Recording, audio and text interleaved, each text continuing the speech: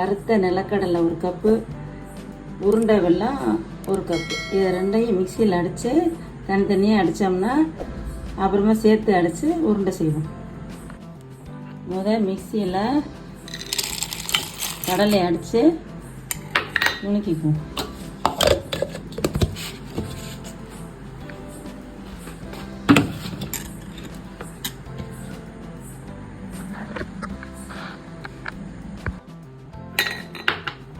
நுணுக்கின கடலை 1 கப்பு அதில் போட்டுட்டு சர்க்கரையும் 1 கப்பை போட்டுடணும். போட்டு அதில் ஏலக்காய் கொஞ்சம்,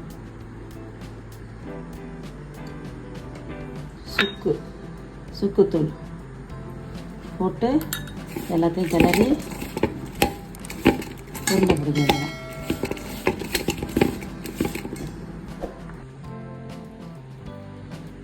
இந்த மாதிரி உருண்டை வச்சுருக்கணும்.